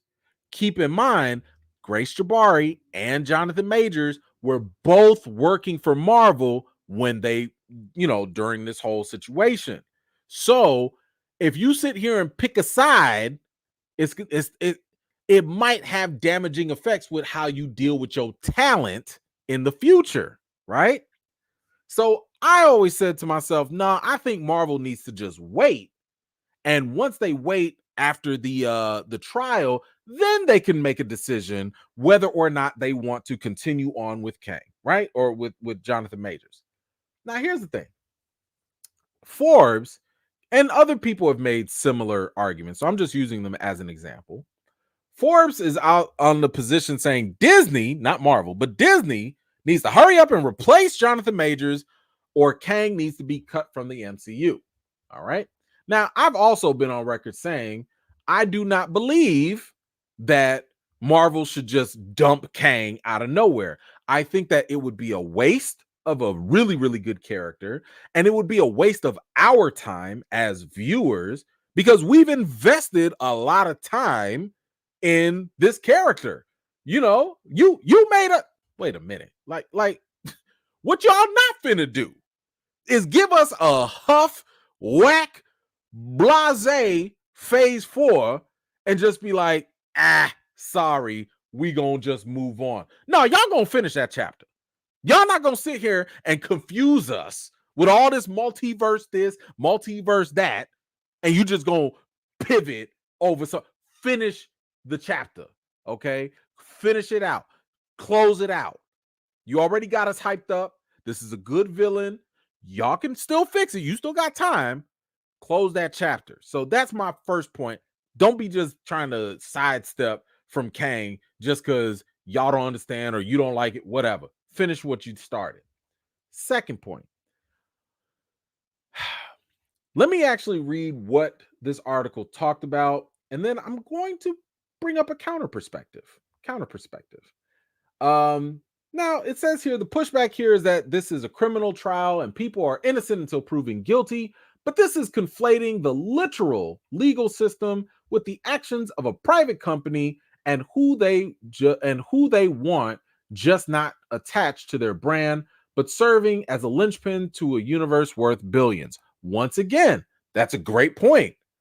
Marvel is not obligated to sticking with anyone that is potential drama for them. That's fine. That's fine. They are within the right. This is the point that they wanted to make. This is the Forbes people again. It makes no sense for Disney to sit in a holding pattern like this, and it doesn't make them look benevolent waiting for the ruling of the court. It makes them look like they're hedging their bets regardless of this behavior. A company like Disney does not need the legal system to make these decisions for them, and it seems abundantly clear that Majors is not someone they should be working with, no matter how high profile his role previously was. Now, at the date of this is back when I want to say this was December 10th. So this is around when the whole Coretta Scott King audio and text messages leaked or whatever, right? And we heard that audio earlier. So based off of that, they're saying, look, everything about Jonathan Majors is too problematic. Marvel needs to just break loose. They need to just get away from him as much and as soon as possible. But you know your boy come with receipts. Here's part of the problem of why that cannot be the case. Marvel, especially whether it's Disney or Marvel, whoever you want to say, in my opinion, better not do that. Marvel better stick to their guns, wait for this trial, and then make a decision. Why? Because this ain't their first rodeo with problematic actors that have damaging accusations, and they went ahead and dealt with them anyway. Y'all remember that big old movie that came out? What was that? It was only what, Infinity War and Endgame? Y'all remember Thanos? Yeah, that's right. Josh Brolin, if y'all recall, in 2004, had domestic abuse arrests on his plate. Oh, yeah, that's right. Thanos been Thanosing for a long time. Long time. It says in 2004, Brolin was arrested in West Los Angeles home he shared at the time with Diane Lane, who phoned police claiming that he had hit her. The actor was charged with spousal battery and released after posting $2,000 bail. Diane did not want to press charges and asked them not to arrest him, but in cases involving the possibility of a physical contact, the police have to arrest first, ask questions later. Oh, Thanos was a bad man. Bad man. When he was asked about this, he said, whatever I say now is going to sound like a compensation for a perpetrator. I've gotten to a place where all that matters is that I have control over my behavior. And at that time, it was a little more chaotic. So, what does that mean? Back then, this was 2004. Keep in mind, Marvel hired this man much later. What that means is this man was accused of hitting Diane Lane. This man posted bail. He's basically shown contrition. He has changed his ways, I'm assuming. He has shown remorse for this. And guess what? With all that on his rap sheet, Marvel still hired him to come and play Thanos. Now, according to Forbes and other people that are saying just recast, what about the image? Well, was Marvel worried about the image of hiring someone that was like guilty of abusing someone, or at least alleged of that? They didn't have a problem with that. Now, some people might say, hey, man, this is just apples and oranges. It's not the same. Jonathan Major stuff is happening currently, while Josh Brolin stuff happened previously. Cool. Let's go to the footage because there's more stuff. Y'all remember another Avenger had similar situations, and look at this. Yeah, that's right. Hawkeye, y'all boy, Jeremy Renner. Ooh, what happened with him? Let's go down to the information. Renner's ex-wife, Sonny Pacheco, accused him of abuse. In 2019. Wait a minute. This is fresh. My man was already shooting arrows past 2019. Oh my goodness. In 2019, amid a custody battle, Pacheco publicly accused Renner of a series of violent behaviors towards her and their daughter. Pacheco accused Renner of biting their 4-year-old Ava on the shoulder in 2017. At the time of this writing, the case has not been settled. When did they write this? This was in January of this year. They have not finished this. But let's go to the actual case, because I think we need to get a little bit more. Jeremy Renner's ex-wife alleges he threatened to kill her. That's the allegation. In new court documents obtained by ET, Pacheco makes shocking claims against Renner, including that he allegedly put a gun in his mouth and that he allegedly threatened to kill her. She alleges that last November Renner was at a club intoxicated from cocaine, that cocaine and alcohol, when he allegedly spoke about killing her, saying he could not deal with her anymore and he just wanted to be gone. Pacheco claims that night ended with Renner putting a gun in his mouth, threatening to kill himself, and then firing the gun into the ceiling while Ava was asleep in her room. A nanny overheard the actor say he was going to Pacheco's house to kill her and then kill himself because it was better that their child, Ava, had no parents than to have Pacheco as a mother.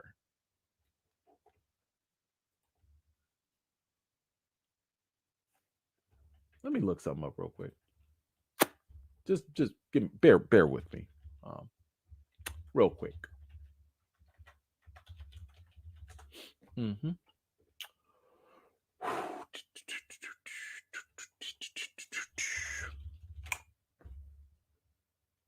That was in 2019 when that happened.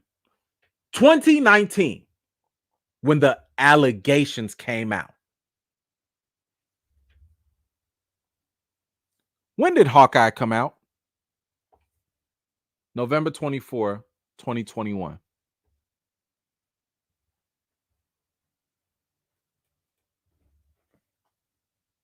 So Marvel had a actor, a whole Avenger, in 2019 get caught up in this, not in the allegations, serious allegations, by the way. I don't know whether he was guilty or not. I'm just saying it was allegations. And they said, we're going to give you a whole show. Here's my point. You had a past actor that had problematic issues of abuse and allegations and was arrested for it. And then you hired them. Then you have a actor that is currently working for you at the time. And last I checked, Hawkeye's still on the roster. He's still getting paid out there. Then you gave him a whole mini series right after that while this case is still going on. And I haven't read anything that has said whether that whole custody thing is settled or not. So, I could be wrong on that. I don't know. But either way, I didn't hear anything about Marvel trying to drop Jeremy Renner during that time. So when I bring this up in regards to Jonathan Majors, if you sit here and try to recast Kang at this point, how is that going to look? How is it going to look when you had two white men that have been accused of similar, if not worse things, and the one time you cut ties is when the black actor has an accusation before a trial's even done? No. If you're Marvel or Disney, you sit down and shut up and you wait. You wait for that trial because you will look hypocritical and racist. You will. The optics ain't going to be in your favor. Because if you really wanted to play the image and the PR game, you could have done it with Renner and you could have done it with Brolin, but you chose not to. So I do give props so far to Marvel for sticking to their guns and just waiting for this whole trial to happen. I do give them props for that. But I'm just saying, for all these outlets and all these people that are saying, nah, they have to recast because it's not a good look. It's been a bad look for them with their other people, but they've waited. So if y'all can stick with Brolin and Renner, you can stick with Jonathan Majors until the verdict is in. Now, if Jonathan Majors is found guilty, totally understand if they want to, part ways. Totally understand. Whether you agree with the trial verdict or not, it doesn't matter. I think it would look cleaner on the part of Marvel if they was like, ugh, he's guilty. You know what? We got to recast. But if he comes out to be innocent, You better stick with that boy. You better stick with that man. Because again, you stuck with the other ones. Anyway. What do y'all think? Do y'all think that Marvel should recast Kang, maybe avoid the PR disaster, the PR nightmare that potentially might come with it? Do you think that they should wait until the verdict? Whatever you think, let me know in the comments down below. All right. Guys, that wasn't bad. That was a lot longer than I thought. But imagine taxing that on the end of Friday's live. And we got a lot to talk about in Friday's live. That's a lot. Oh my God. Okay, we got a lot of comments. I'm gonna do my best to get through these as fast as possible. Okay, I'm gonna do my best. I see y'all. I'm gonna do it. All right, JN. Thank you so much. Appreciate you. E-Man went from playing Anthony Mackie to playing an off-duty narcotics detective. That's range Chris Rock voice. Thank you so much. I told you I was breaking up a fight from some teenagers. That's what I was doing. But thank you so much. I needed a reason to wear this. I've had this hat for a while, and I just thought it was fitting. But thank you so much. I appreciate you. Natalie, what's going on?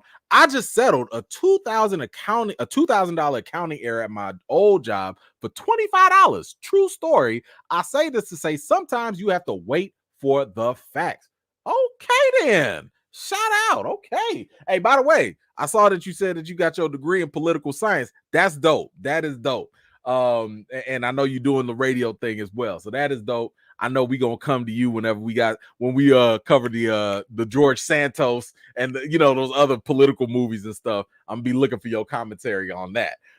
Thank you so much. And yes, I couldn't agree anymore. You do need to wait for the facts. And by the way, can I just say this? Because I know some people gonna do this. I don't know where the verdict is gonna go. Okay, I don't know if Jonathan Majors is gonna be guilty. I don't know if he's gonna be innocent. I've already said I think he probably is innocent because I don't really believe that the prosecution did a good job. Please do not come on here or anywhere and saying I knew he was blank, because no, you didn't. Don't say I knew he was guilty. No, you didn't. I knew he was innocent. No, you didn't. You didn't know. None of us knew. Nobody knew. You hoped he was guilty or you hoped he was innocent. Nobody knew. We wasn't there. None of us was there. None of us saw all the video. None of us heard all the testimony. None of us knew. Just because you hope for something and it actually comes true does not mean that you knew it. That's not the same thing. I'm calling y'all out early, okay? Because I know somebody gonna be like, "See, I told y'all, and this was it." And no, you did not know. Whatever side you on, I don't really care what side you on. You did not know.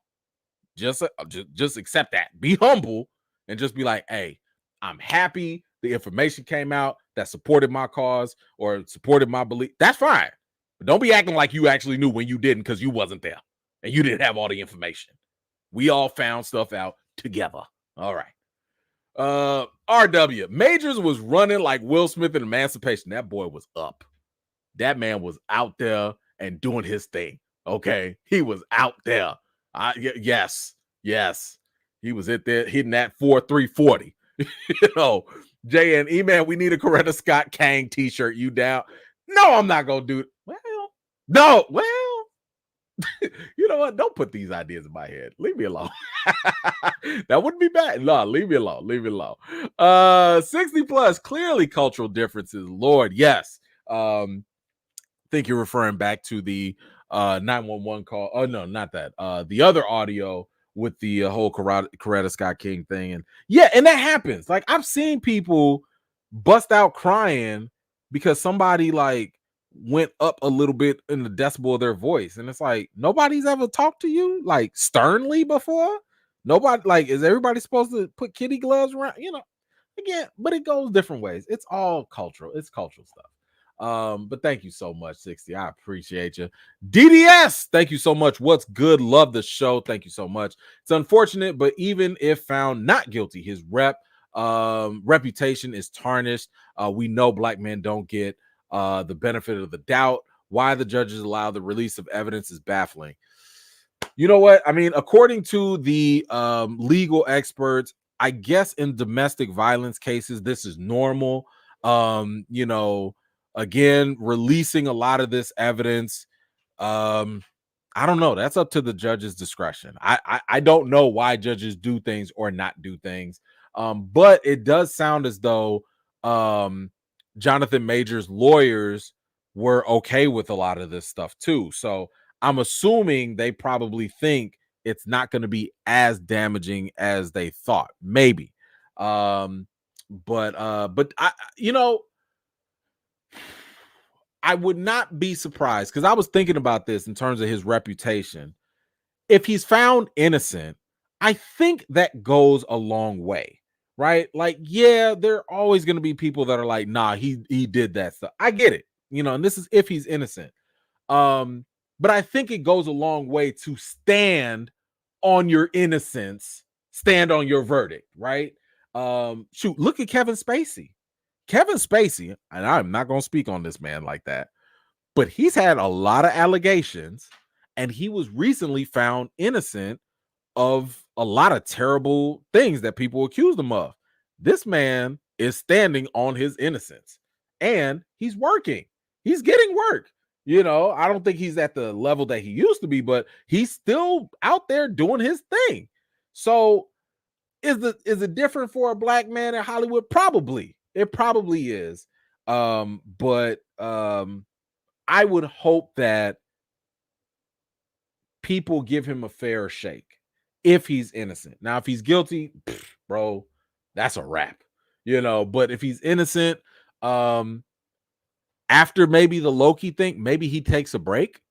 Maybe he steps out of the public eye. It's a little hard to do that with Marvel, but maybe you step out the public eye for a couple years, let things simmer down because people got short-term memories. Come back, do a dope movie, and then boom, you back on top. People like winning. And if you keep doing successful things, people are cool with that.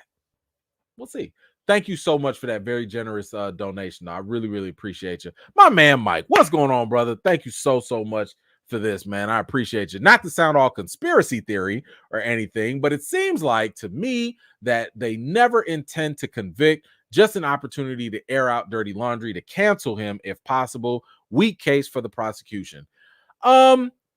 Maybe I would like to believe that the prosecution believes that they actually have a case. In other words, I don't know what the New York prosecution or attorney, the district attorney's office gains in losing a case in public just to smear Jonathan Majors. I don't know what you get from that. Because to me, you just look like a loser. You know what I'm saying? Like, why are you wasting tax dollars, you know, people's tax dollar or taxpayer money to lose a case to smear a black celebrity? Like, what's the point? So I don't lean into that. I do lean into the idea that they think they have a case, that they think they will make an example out of him. But I don't think that they have the strongest case. I don't think they did their due diligence here. So yeah, I'll just go with that. So I don't really lean into they're trying to take him down thing because I'm like, oh, for what? Like, what are you gonna get from that? I don't know. Bakers, thank you so much. Hope it works out. He's a great actor, but as a black woman, I'm over this case. The Obama King comment towards someone that's not part of a culture is beyond crazy. Who does he think he's with? You know, listen, according to them, they had a plan. According to them, they had an agreement. I don't know what that agreement was. I don't know if, you know, being a great woman was supposed to be. I don't know. Is that the same agreement he got with Megan Good right now? I don't know. But I totally understand where you're coming from. And I could also see how that messaging from him can be polarizing. I could see how people could take that in a very negative way. I could see some people taking it as like, what's the big deal? Like he is a great guy. That's his opinion, you know. It can go either way. Reagan, what you got? Why did she have bro running through the streets like Tom Cruise and Mission Impossible? I saw someone said she's a runner, she's a track star. I live in there and never seen people running like that. Listen, I've said this before. I have never seen someone running towards their abuser. I could be wrong because a lot of things with domestic violence don't make logical sense. But that's something that's just wild to me. I'm like, if he's scaring you like that, why don't you just stay in the car? You know, where are you going? Like, why are you chasing him? You know, and if I'm not mistaken, they share the apartment. So it's like, if he run away, he gonna come back anyway. Well, just go home. Go home. But anyway, I don't know. Love make you do crazy things accordingly. Let's see. Ernest, she saved her boyfriends from getting them hands put on them. Jonathan would have gave him them hands. I don't know which boyfriends you talking about. Oh, you talking about you talking about Johnny, not our Johnny, the other Johnny. Yeah, he definitely got saved. Ain't no what, bro. He must not have seen Creed 3. You listen, Tommy, whatever your name is, Clyde, Jake, you not about to go up to Jonathan Majors and try. What you finna do? What you gonna do? Did you not see the Montgomery brawl? Did you not see that, bro? You not sit down, man, sit down. But thank you, Ernest. I appreciate you. 60, a white woman possibly dead, injured in a black man's apartment. He was very scared. Lord, that's listen, this is a reality.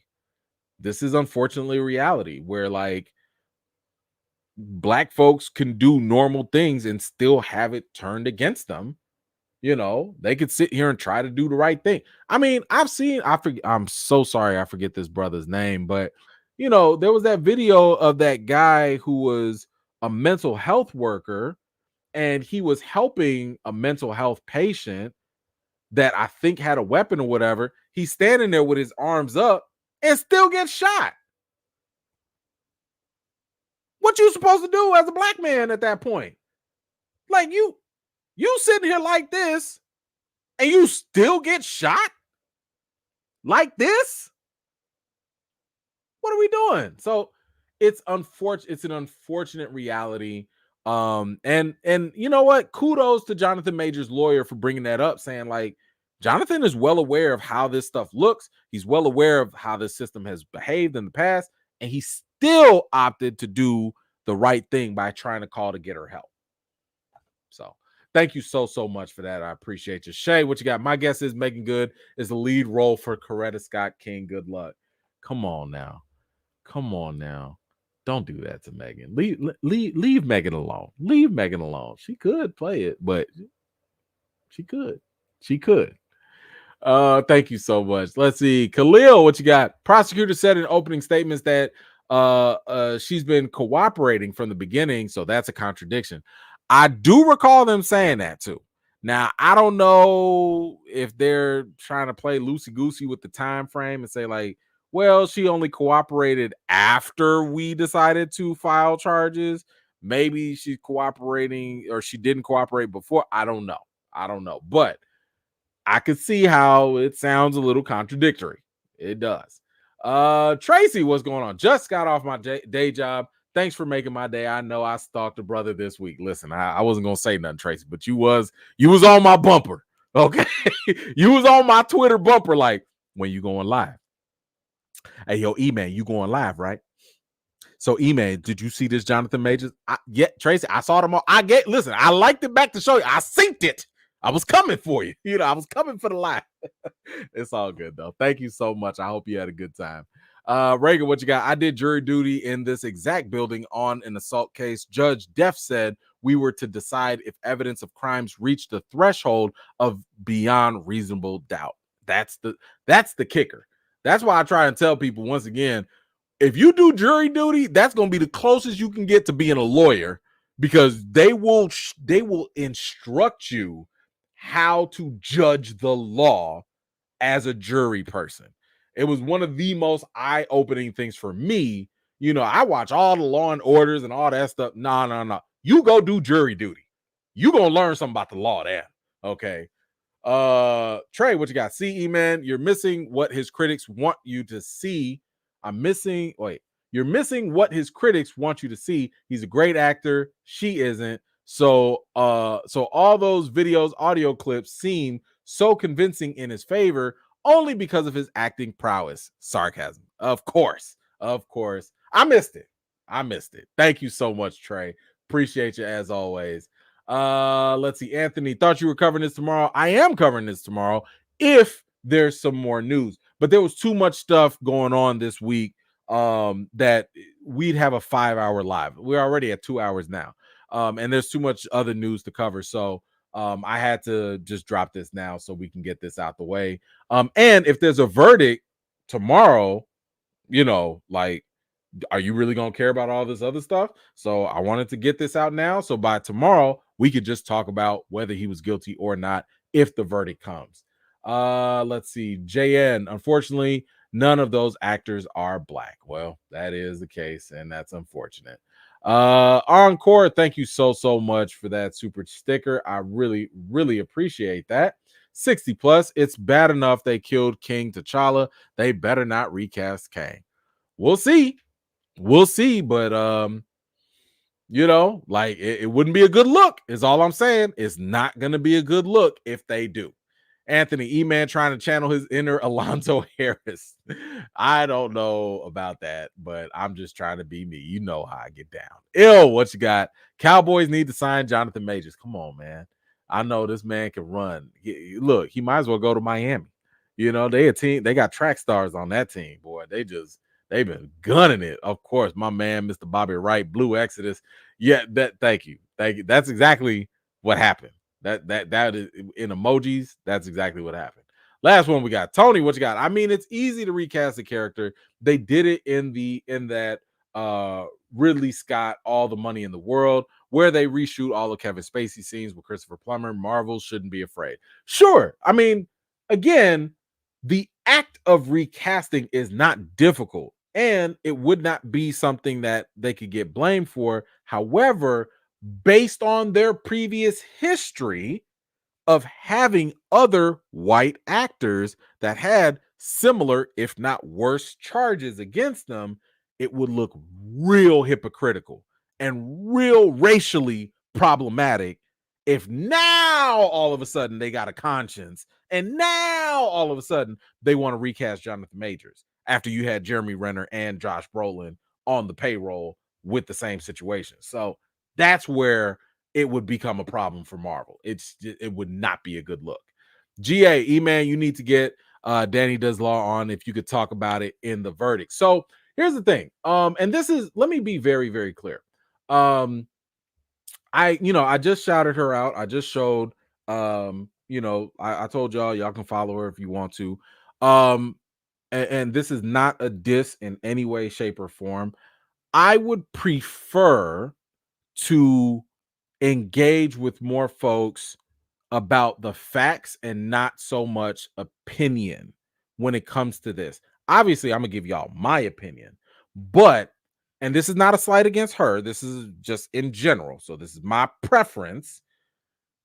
If I'm looking for unbiased reporting, I don't want to see anti-Jonathan Majors or pro-Jonathan Majors in your hashtags, titles, whatever.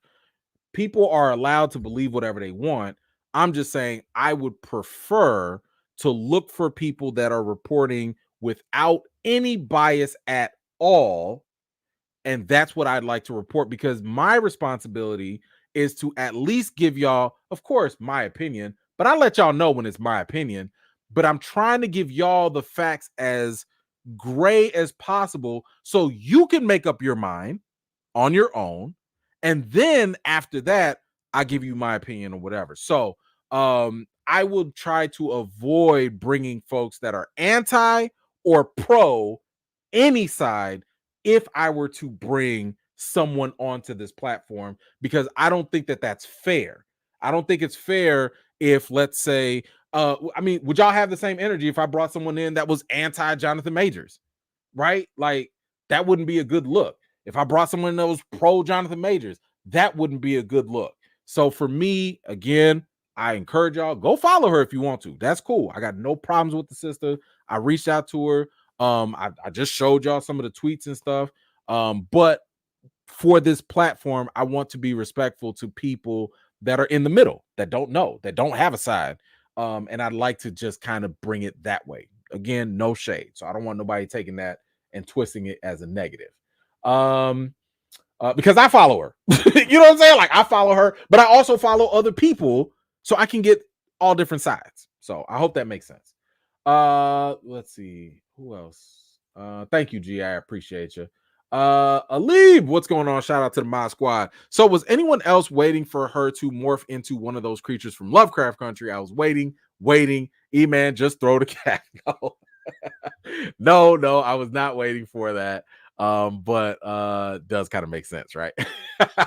Thank you so much, Alib. Appreciate you. Tony, what you got? Great to see now that these people who do criminal stuff like assault can't get away with it now.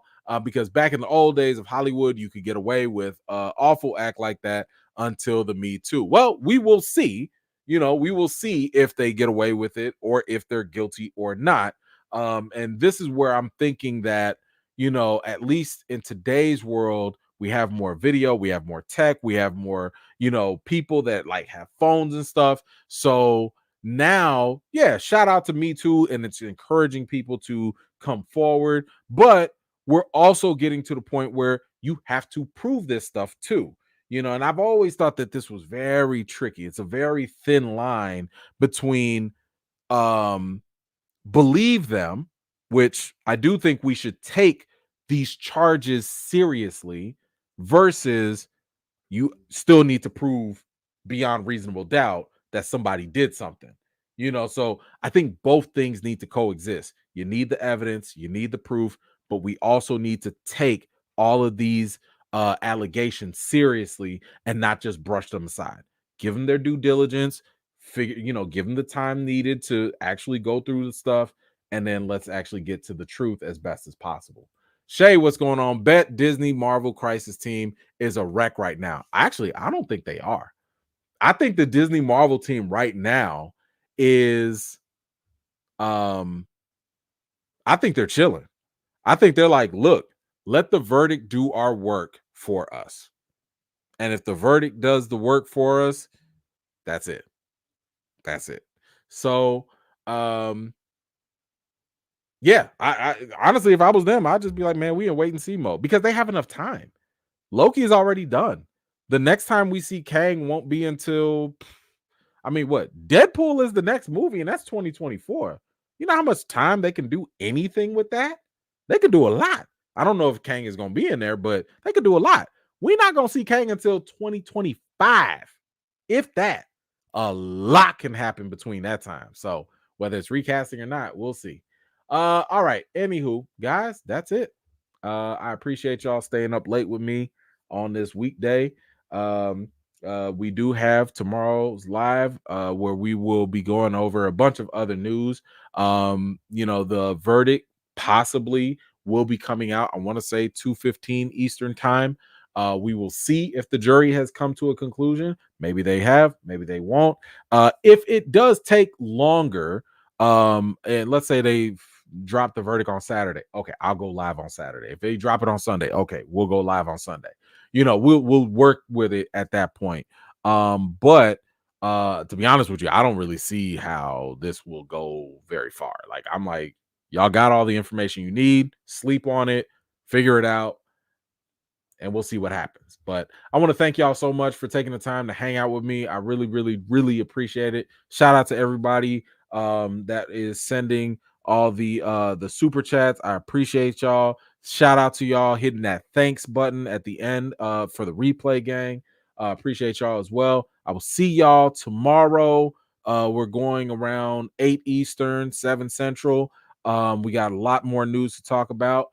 And in the meantime, guys, I will see y'all later. Peace.